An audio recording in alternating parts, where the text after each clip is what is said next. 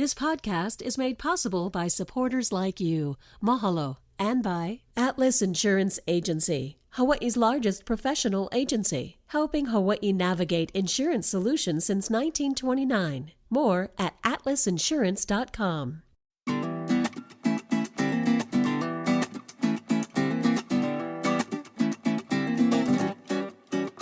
Aloha mai kako. Welcome to a new episode of What School You Went. Start every conversation with that question. I'm Ron Mizutani. And today we're talking about an important resource that is essential for life on Earth as we know it, fresh water. Freshwater environments like rivers, lakes, wetlands, streams, and underground aquifers support ecosystems across the planet Earth. Without healthy freshwater environments, many plants, animals, fish, birds, ducks, dolphins, humans would not survive. In Hawaii, we have many complex water-centered issues, and I'd like to call them opportunities. I'm very pleased to welcome today Jeremy Kimura to PBS Hawaii. Jeremy is the director of the freshwater sector of the Ulupono Initiative. Hello to you, Jeremy. Welcome to PBS Hawaii. Thanks for having me. Hey, good to have you here. Before we go any further, what school you went? I went to EBD Silva School in Hilo for elementary school, and then lived right up the street. Then I went to Hilo Intermediate School, and then I graduated from Hilo High School, the Vikings. The Vikings. Yeah. You know I'm going to ask you to sing your alma Yeah. How does it go? And I know you in music. You have some music background, so I do. Hum me a verse, if not the words. Go Vikings, Hilo High. I don't know. I cannot do it. I don't know it. Shame. Yeah, I know. Yeah. Oh, sorry, everybody in Hilo who's listening. Hilo. Yeah, but you're Hilo. You are born and raised. Yes, born and raised Hilo. Yeah. And I'd imagined all of my friends from Hilo. It's kind of like my friends who are Puerto Rican. You either two people in life. You from Hilo, or you wish you were from Hilo. Some people say, the rain you wish you weren't in Hilo. How much did Hilo instill into your heart, your being, your existence? Yeah, it's funny. I think as I get older, I think a lot about that. It's a lot. It's just the place. It's big. The Big Island, the Hawaiʻi Island is a huge place. You have different climates. You really grow up outdoors. Now that I live in the city up in Makiki area, you forget what it's like to recreate outdoors. So growing up, getting on our bikes, driving up to the river, going to catch crayfish or prawns or scooping opai and things like that.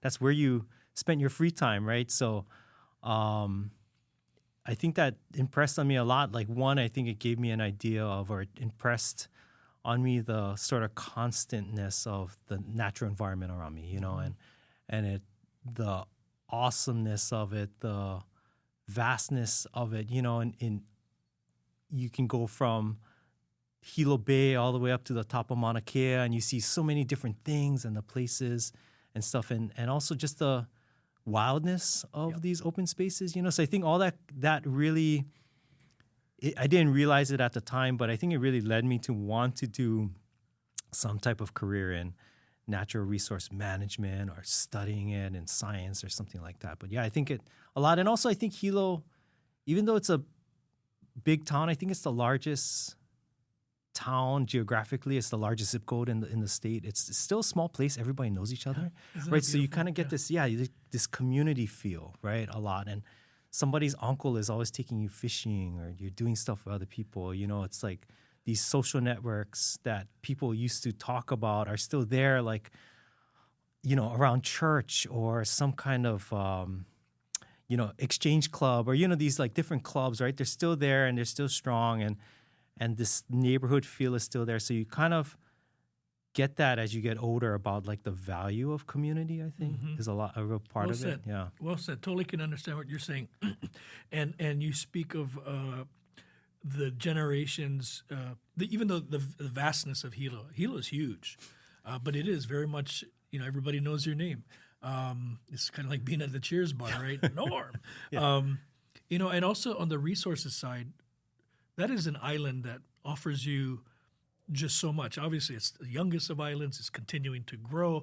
I did a segment once, a long time ago, where we went snowboarding, not very well, up in Mauna Kea, and in the same day drove all the way down and went surfing. It's one of the first few places in this world where you can do that, right? It's just so unique that way. But still, for you to recognize the beauty of Hilo and what it's instilled in you, it probably took a while, but I'm glad you came to that revelation because it's very true. And also I think you get this respect. Though I think that's the first thing you get growing up there is like the respect for the natural environment. I mean, it's one of those places if you go out in the forest, you're gonna get lost and you might not come back, kind of thing, right? And same with like you talk about the experience of snowboarding up Mauna Kea, perhaps, right? I mean, you learn quickly the altitude there. So I mean, I just remember the first time as an adult going up there and thinking like, oh, I'm gonna go climb up to the observatory. Oh, forget it, right? I mean, a couple of steps and you're like, what happened, right? Can't breathe. Yeah. And same with like at the beach, like I mean, the ocean is so wild there. The rivers can be so wild. You get that respect really early on for the environment. I jokingly, but truthfully, I call you the Freshwater Czar. I hope you don't mind that, but it's a huge responsibility. Tell us first of all, what fresh water means to you. I mean, you described it in your your examples of our streams and the things that you experienced as a youngster, crayfish and all that stuff. But what does fresh water really mean to you now that you're in this environment of making sure that we protect that resource? Well, I think first I want to say it's the title you've bestowed on me just now. I'm really just another footprint in the sand, right? I mean, I think when you talk about fresh water and our natural resources in Hawaii, it's been the protection of it and the knowledge about the protection of those resources have been passed on many generations. I mean, I'm just one of many. There's a whole body of kupuna that are still doing it today, that have done it before. There's emerging probably protectors of the resource that are coming up now. There's future ones we don't know about, but there's also a whole body of workers in the state and the county and the federal government that do this day to day, and I think of myself more as a connector, I think, to that knowledge and what people are doing. I'm kind of maybe a human Google to help people find information about water management. And really what it means to me, fresh water, over the years as I've worked in the industry, I first started when I came out of college. I think like many young people, first of all, I got to say I grew up very privileged. I think, my parents worked. My dad was working for the county. My mother was a teacher at Waikea High School, Lapoi High School at the time. But we had a good life, and I think because of that, one, you grow up very comfortable, but then you kind of don't develop like, what do you really want to do, right? So it's not until I get to college that I start thinking really seriously about, well, I really want to do something that sort of gives back to the community, because I knew the value of the community that had brought me up and how indebted I was to that. So when I got out of college, I really wanted to work at the Volcano Observatory. That was the thing, right? So it's like I could see that as like an immediate thing. And so I studied geology and geophysics at the university, and it kind of stumbled into the water thing, right? And so you first approach water because our geology really dictates where our water is found, where we see it. I came at it first as a very science view about it, where it is, how we get it where we need to go, not really connecting the pieces of water is so intricate. It's in all of us, right? I mean, it's constant in our lives, right? We use it in different ways. It means different things to different people. So now as I've become older and I've worked in the industry for a long time and on the regulatory side, and now with Ulupono, like water means everything, I guess. It's such a critical part of our lives, and I see it more as a critical piece of our society that we're not quite fully grasping how it works, and not treating it the way we would like a relative, like something that's so critical. It's like fresh air, for example, right? I mean, something that's so critical for our well-being and our existence, like we're not quite treating it in that way. You know, we still think of it more of a resource that's meant to be taken from one place to another to meet our needs, as opposed to thinking about like, well, what does water really need to thrive and survive? It's so true. I mean, you said it beautifully there, Jeremy. We talk about, you know, especially when it comes to Ulupona's initiatives, DLNR, and all the things that that talks about protecting our resources. Water is such, I mean, it's life, right?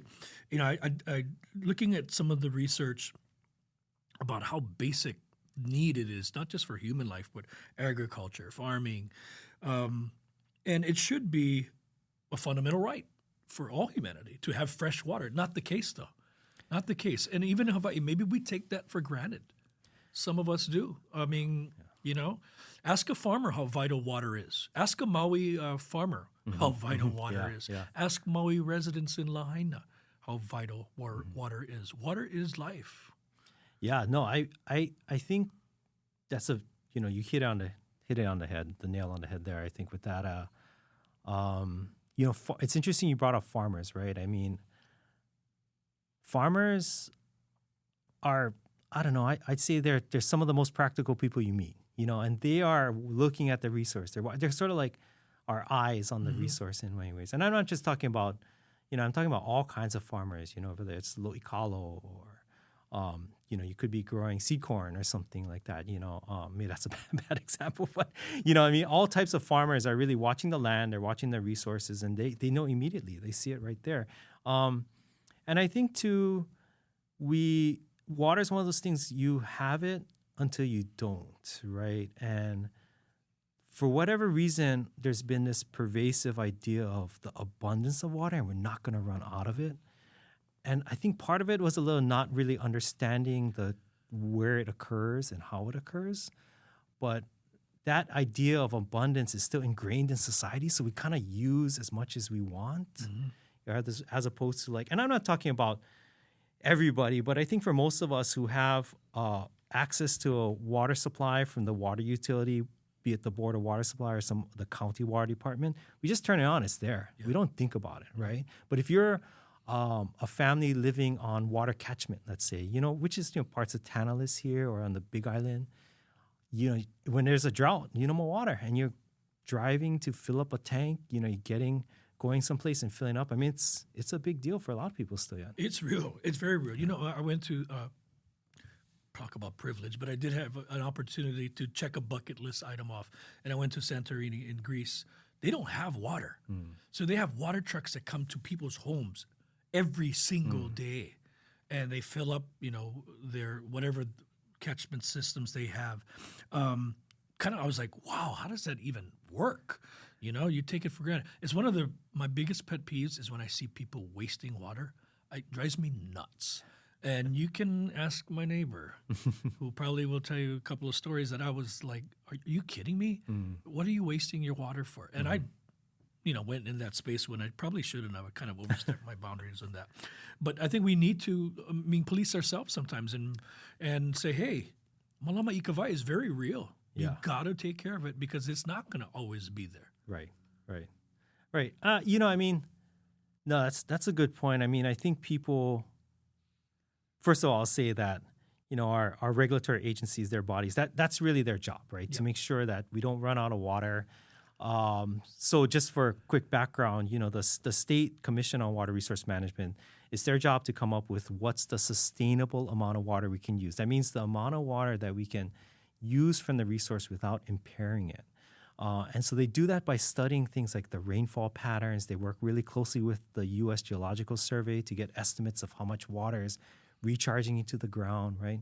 And so they come up with this number for groundwater called the sustainable yield. And this number tells us this is how much you can take out of the resource without impairing it. So our aquifers primarily, right? They have a similar thing for streams called in-stream flow standards. But if these bodies are well-funded, they're supported by government, by people, we will not run out of water.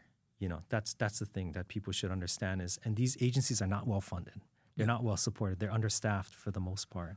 And so there's this whole body of information coming out now that shows climate change is really going to impact climate change is rainfall change when you think about it, right? Mm-hmm. We're getting more floods, we're getting more droughts, right? So instead of the constant afternoon showers that we always used to get that would slowly, gradually recharge our aquifers and fill our streams and stuff, we're getting it all at once. We see it all the time now, you know? I'm sure you have too. Or we're getting these long periods of where it's just really hot. We're not getting any rain, right? So as this happens, even more, I think, support needs to be had to these agencies that are collecting this information. They're ensuring that we're not overusing from the resource. You know, they're maintaining this sort of body of knowledge on like how we should be protecting our water resources. And you know, I think that's where if you're going to direct anger or get passionate about water management, it's really looking at these agencies to say like, you know, what more can be done to support you folks. Mm-hmm. And I know you were part of that plan, if you will, the Hawaiʻi Water Plan in maybe your previous roles, but it's all tied in together. Yeah, sure. I'm going to get geeky on you. According to the World Health Organization, the WHO, not the band, but WHO. Sorry, I had to sneak that in there. Estimates that each year 4 billion people get sick as a result of drinking unsafe water. 2 million die. When you think about it that way, it should open your eyes, you know, about how important fresh water is and how much sometimes I guess we all, in many cases, take that for granted. We know, or we think we know. We're going to turn on that pipe and water's going to come out. Yeah. You know, and so the basic thing about even I used to tell my kids, when you brush your teeth, turn off the water. You know how much water you're wasting? I mean, I was that guy, and I'm still that guy. It's a pet peeve.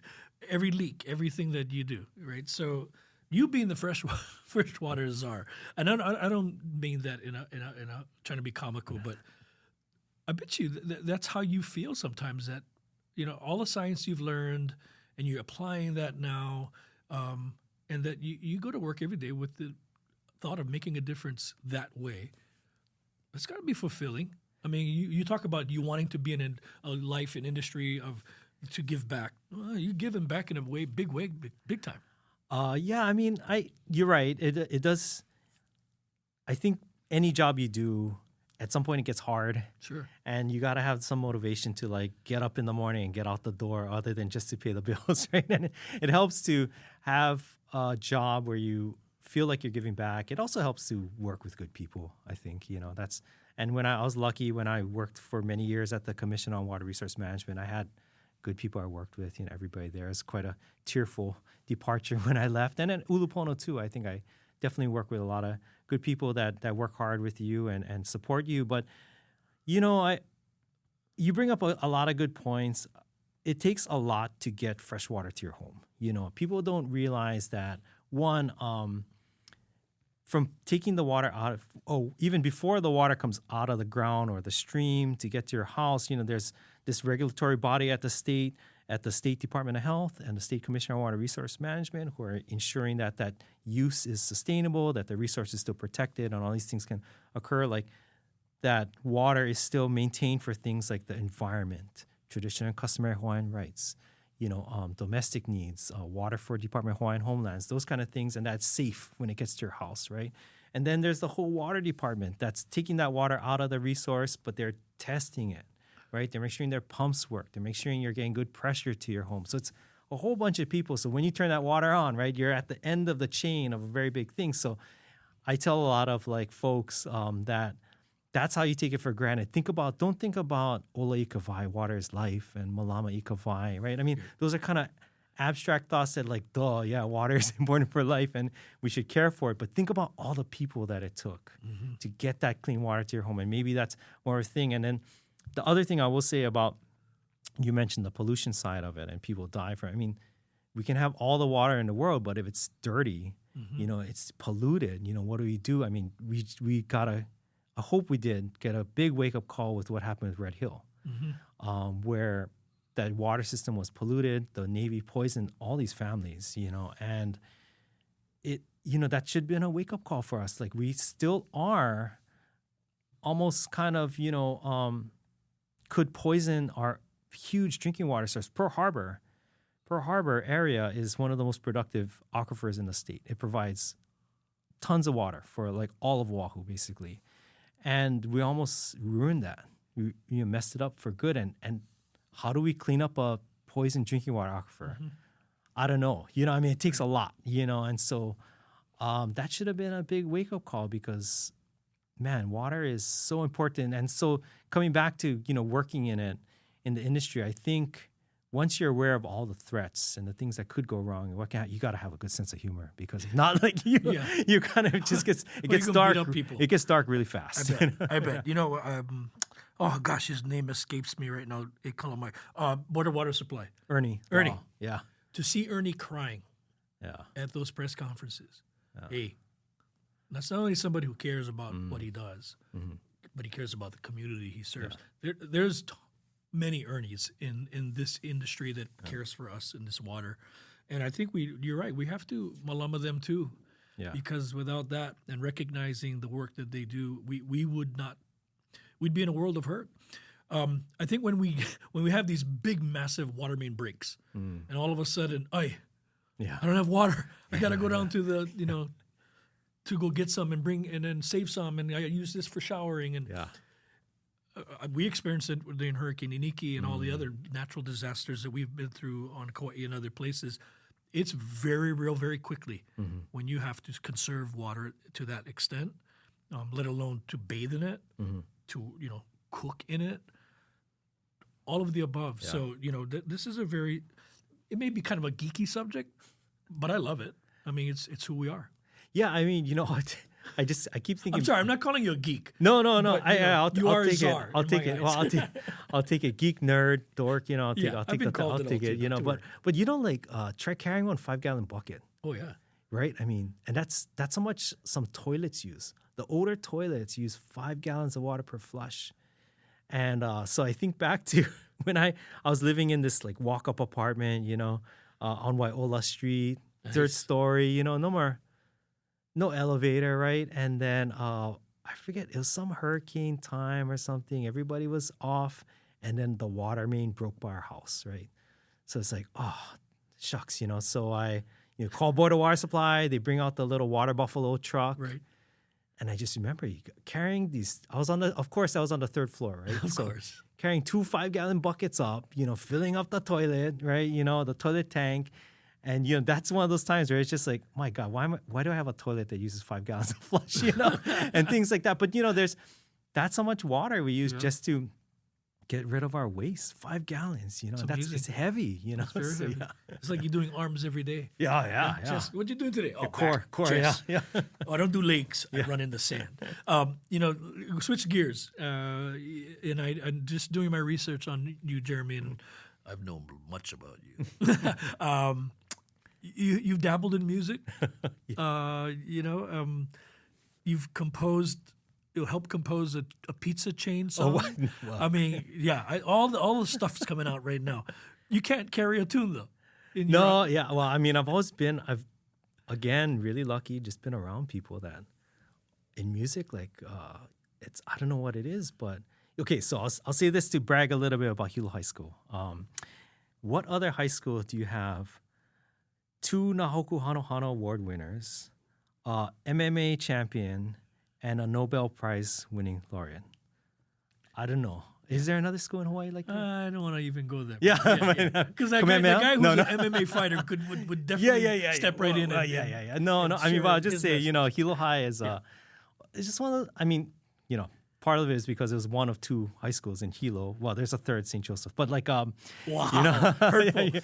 Sorry to all my friends who went to St. Joe. But, I mean, I was lucky, I just, okay, I'll tell you how I got into music first. It's like, so E.B. De Silva School is a small school up in the Kaumana area of Hilo. They're a Hikino school, by the way. Hikino school? They do a Hikino program with us. Small school, I would say it's mostly like middle upper class school. And then you go into Hilo Intermediate in 7th grade. So it's like K through 6 in the 7th grade. I get to 7th grade, Hilo Intermediate. My dad at the time was running for office. My dad used to be the prosecutor for Hawaiʻi County. And so he was running, right? And so I come to school in this like white Mazda MPV van with this big sign on the side magnet that said J. Kimura for prosecutor. Hilo Intermediate, right? 7th grade, don't know anybody. So shame. It was like the shamest thing, right? And so I just remember going and I saw all the kids from like Keokaha and, all these like bratas, right? And I was just like, okay, I got to do something to get, I got to protect myself. The small Japanese kid, I got to somehow like ensure my protection here. And so, at the time I was playing guitar and stuff like that. And I just remember I was like playing guitar in some band class or something. And some of the Hawaiian kids saw me and they're like, hey, you like join our band? We make your own band. I was like, oh, okay, sure. Okay, yeah. And so, there I was. I started playing with this guy, Lansford Kamehameha and Tony Kahaolopua, and then Mark Yamanaka. We were all the same age. And yeah, we're playing music. In fact, I saw not too long ago, he was here for Namele, right? He did one. And one of the pictures he showed from high school, you can't see my face, but you can see my head behind everybody playing guitar, right? Back then I played drums. And our big break was in high school. So we played together all through high school. And then also a little older than us was Kuana Torres, right? So Kuana, Mark, and myself, another funny story is we went to Lanai for the Miss Filipino pageant at the time. And like we knew one of the contestants. So we went and we're like, okay, we're going to play background first. She's going to dance hula as part of the thing. And we did it. And it was just a funny, first time I've been to Lanai for one thing. That was back in Hawaii and would fly the jet plane there. Yes. So when you would land, they have to come in super steep. Super. And you land super hard and you only sit in the front part of the plane. And then I remember like when we landed, the flight attendant was like, how about a round of applause for the best landing this week from our pilot? And Mark and I were just sitting by each other like, what just happened? I know, like, can we take the boat to go back? I remember that. And then, so anyway, so Kuana, and Kuana had the connection with Johnny Lam Hole too, right? So it's kind of like, I got thrown into this like network all of a sudden of people, right, who were all connected to Hawaiian music, playing a lot of music. And so they just kind of like brought me under their wing. And so I'll just say it culminated with in high school, we played for the opening of the Hilo Rosses. That was like the big thing. So I have a picture of us outside Hilo Rosses, jamming out there, It was like, You've arrived. We've arrived. We're like, hey, this is it. I remember like, Lansford, his uncle was like managed some Hawaiian music. He's like, hey, I'm going to manage you guys, this kind of stuff. We all ponied up and our parents, threw in some money and we all bought a PA system together, right? So we all had this like PA system. It was at my dad's house. And then we'd go around and play all the birthday parties, all kinds of stuff. It was really funny. So of course, I go off to college. Mark takes off onto Star. Mark and Kuana, they just like kept getting bigger. And I think it was like, they're obviously incredibly talented people. And so, but I go off to college. Before I went to UH, I went to Creighton University. That was my first 2 years of school. And there, my roommate and I, both into music, we're both in the jazz band at Creighton.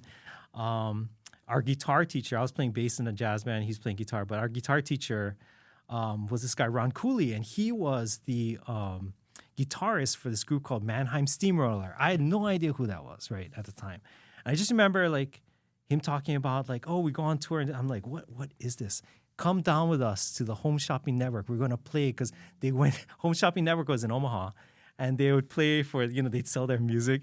So we're playing this stuff. And I remember thinking, this is the weirdest stuff, and no offense to anybody who's a big fan of them. And so my roommate went on huge, by the way. They're huge, right. And so my roommate went on to be a music major at Creighton. And his first job out was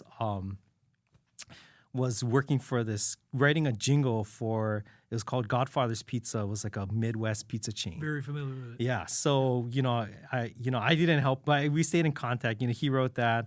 I just thought it was one of those just like funny music stories. So, yeah. And since then I've just been, luckily been around always been interested in music. My neighbor is Dr. Byron Yasui, who was Jake Shinbakuro's teacher. A good friend of mine is Tavana, who's friends with Mike Love, and so it's just like name dropping left and right. Yeah, it's just an odd thing. Like I've just always kind of somehow been in circles. So I guess the point of my long story is that I've gotten to where I am through nepotism. Maybe I don't know. Hey, it's something. Yeah. You know, it's an avenue, it's a vehicle, it's your do what you need to do. You know, but what you're basically saying is they all got their start because of you. With you. I mean, with you. They're like, oh, this guy is so bad. I mean, no. I'm gonna call Mark. I'm gonna call Mark and Kuana, who are very good friends of PBS Hawaiʻi. Hey, you guys got to listen to this, brother. But no, I know that what you're sharing is very true. Jeremy, you're a fascinating young man. But you're a daddy of two now? No, just one. One. Oh, no, Just one. Sorry, I never mean to jump. Your wife never called you yet, huh? No. Okay. No, just one child. One child, yeah. And that's a role that you love too. Oh, yeah. I mean, COVID was as tragic as it was. That's when we had our son, and I think being able to spend that time with him, watching him grow up and taking care of him, being able to work from home, it was a blessing. Yeah. Loved it. Yeah. Very cool. Jeremy Kimura, I appreciate the work that you do. I appreciate the colleagues that you surround yourself with. I will ask Keith DeMello to change your business card, if you don't mind, and put in there Freshwater Czar, just for a couple of, you can handwrite them if you like, and you don't have to even attribute it to me. Just run with it. Continued success with you and for you and your family, and continue to do the good work that you are doing, because it is life changing. It is also life saving in many ways. And to all the Wahine men out there who are doing this, mahalo.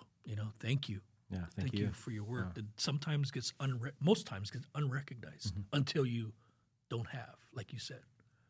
Sometimes we learn the hard way. When it's gone, it's too late.